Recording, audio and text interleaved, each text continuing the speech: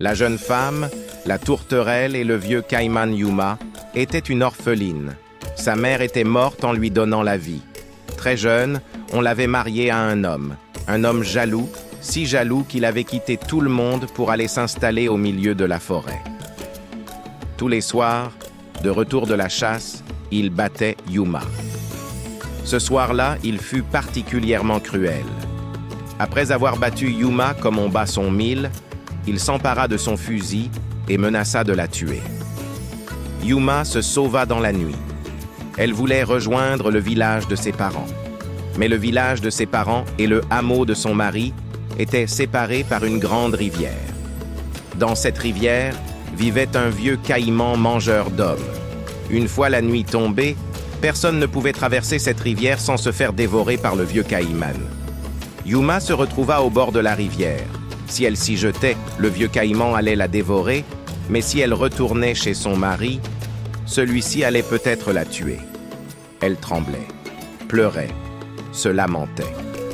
Soudain, la rivière se mit à remuer dans tous les sens, balayée comme par une tempête. Dans l'obscurité, Yuma vit émerger de l'eau et nager vers elle quelque chose comme une île flottante. C'était le vieux caïman. Il vint s'amarrer près de Yuma et lui dit « Monte sur mon dos, ma fille, je vais te faire traverser. » Yuma monta et le caïman la transporta sur l'autre rive.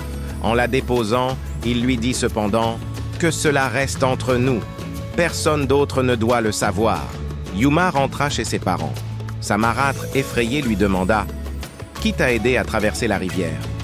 Dis-moi. » Elle répondit en baissant les yeux « Personne. » Son père lui posa la même question, de même que les vieux du village, les jeunes. À tous, elle répondit « Personne. » Mais le jour où son copain d'enfance lui dit « Entre nous, qui t'a fait traverser la rivière? Il y a le vieux caïman mangeur d'hommes. Même les plus braves chasseurs ne peuvent s'y hasarder une fois la nuit venue. Dis-moi le secret entre nous. » Elle répondit « C'est le vieux caïman lui-même qui m'a aidé. Mais que cela reste entre nous. » Mais cela ne resta pas entre eux, car ce que Yuma ne savait pas, c'était que la petite tourterelle la surveillait. La petite tourterelle qui avait été témoin du pacte avec le vieux caïman. Arriva le jour où elle devait retourner chez son mari. De nouveau, toute seule, elle se retrouva au bord de la rivière, dans la nuit. C'était le clair de lune. Le vieux caïman émergea de l'eau et commença à nager vers elle quand la petite tourterelle, perchée sur une branche, chanta. Son père le lui a demandé. Elle a répondu « Personne. » Sa mère le lui a demandé. Personne. Même les vieux le lui ont demandé. Toujours. Personne. Mais quand son copain le lui a demandé, elle a répondu « C'est le vieux caïman lui-même qui m'a aidé. » Le vieux caïman se tourna vers la tourterelle et lui dit « Ta chanson est certes belle, mais je ne l'ai entendue que d'une oreille.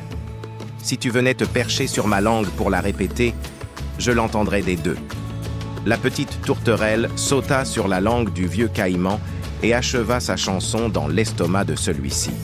Ensuite, le vieux caïman vint se ranger auprès de Yuma. « Monte, ma fille, je vais te faire traverser. Et gare à ton mari si de nouveau il touche un seul de tes cheveux. Il aura affaire à moi. » Il fit traverser Yuma et lui donna beaucoup de richesses, des vêtements, de l'or et des chevaux. Elle devint une reine et fonda sa dynastie. Aimez et abonnez-vous pour soutenir la chaîne.